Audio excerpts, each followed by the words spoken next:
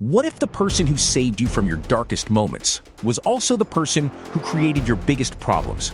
That's the heartbreaking truth we discover about Lestat in episode 2 of the Vampire Lestat. Because underneath the rockstar attitude, the confidence, and all the chaos, there's still a wounded child desperately looking for his mother's approval. And this episode doesn't just reveal Lestat's past, it shows us exactly why he became the vampire he is today. Welcome back to your Nerdy Show. I'm your host, Spoiler Master. Today, we're breaking down everything that happened in episode 2, Toledo. And that shocking ending that changes everything, Lestat's dark childhood explained. Episode 2 takes us deep into Lestat's memories, and honestly, his origin story is much darker than we expected. Before Lestat was a famous vampire, before the music, the fame, and the immortality, he was just a young man trapped in a family that never understood him. The Lioncourt family was not exactly a loving household. Lestat grew up surrounded by tradition, cruelty, and impossible expectations. His father, the Marquis, believed strength was everything. To him, emotions were weakness, art was weakness, and sensitivity was weakness. And unfortunately for Lestat, those were the exact things that made him different. He loved music. He loved philosophy. He loved philosophy.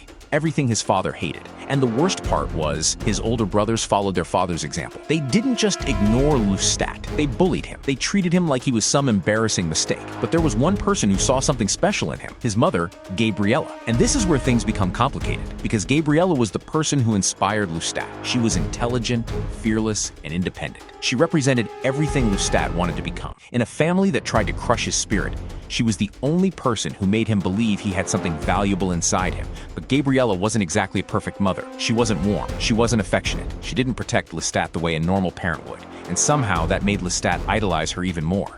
He convinced himself that everything she did had a deeper meaning. Every harsh lesson, every cold reaction, every moment where she pushed him away. He saw it as love, and that mindset would follow him for centuries. The wolf attack that changed Lestat forever. One of the biggest moments in Lestat's childhood happens when he joins a traveling theater group. For the first time in his life, he finds a place where he belongs. A place where being different isn't a weakness. It's actually a gift, but his family sees it as another embarrassment. They mock him, they shame him. And Lestat realizes something painful. His father isn't angry because he thinks Lestat is weak. He's angry because he's afraid. Afraid that Lestat might become something greater than him. Then comes the moment that changes Lestat forever. The wolves. When the family's animals are attacked, everyone who claims to be strong suddenly refuses to act. The men who talk about courage disappear. And who steps forward? Lestat. But here's the important part. He isn't doing it because he's a hero. He's doing it because he wants to prove himself. To his father, to his brothers, and most importantly, to Gabriella. So he walks into the forest alone and fights 8 wolves, one person against a pack of killers. It's reckless. It's almost suicidal. But somehow, he survives. And when he returns, everyone sees him differently. They don't see the sensitive boy anymore. They see someone dangerous, someone powerful, someone capable of violence.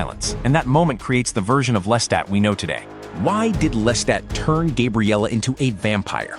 Now, the biggest question of the episode, why did Lestat turn his mother into a vampire? At first, the answer seemed simple. She was dying. She had tuberculosis. Lestat wanted to save her. But emotionally, it's much deeper than that. Gabriella wasn't just his mother. She was his entire world.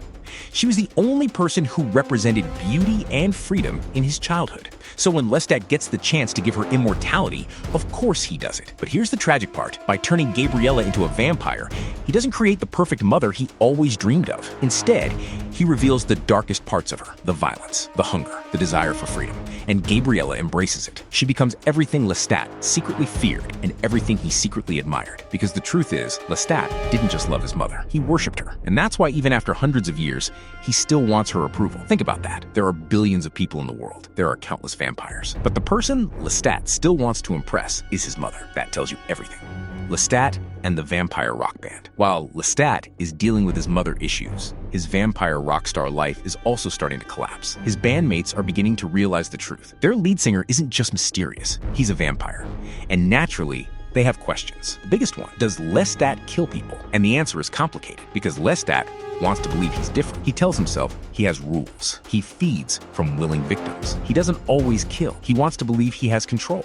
But when Gabriella is around, that control starts disappearing. And that's the biggest contradiction about Lestat. He wants people to see him as dangerous, but he also wants them to love him. He wants the darkness, but he also wants acceptance. And that conflict is what makes him so unpredictable. Lestat's manipulation of the band. The band situation also shows another side of Lestat. His biggest weapon isn't just his strength, it's his ability to understand people. When Alex questions him, Lestat attacks his insecurities. He makes Alex feel unwanted. He makes him feel like the others don't need him. And why? Because Lestat knows exactly how to control someone. He doesn't have to force them, he just finds their weakness and pushes. That's what makes him dangerous, because Lestat understands emotions better than almost anyone. He knows what people fear, he knows what they want, and he knows exactly how to use it.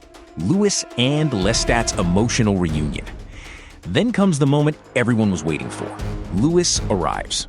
And suddenly, everything changes. Because no matter how famous Lestat becomes, no matter how powerful he becomes, Louis is still the one person who can completely break through his walls. Their reunion is basically two people pretending they don't care, but they obviously do. They're angry, they're hurt, they're jealous. But underneath all of that, there is still love. And Lestat is struggling because Daniel Molloy's book changed everything. The world now sees him through Louis' perspective, and Lestat hates that. He wants to rewrite the story. He wants Louis to admit that he mattered, that he wasn't just the villain in someone else's story. So what does Lestat do? He turns his feelings into a performance. The concert becomes his confession. The music becomes his way of saying everything he can't say directly.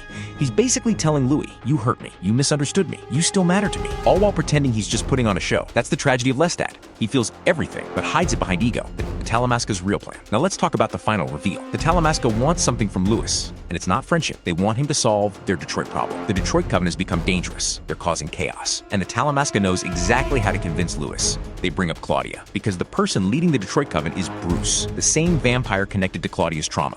And Louis has carried that guilt for years. He failed to protect her. He never forgave himself. So when the Talamasca offers him a chance to deal with Bruce, they aren't just asking him for a favor. They're pushing the one emotional button they know will work. Louis wants revenge, and that's why he accepts.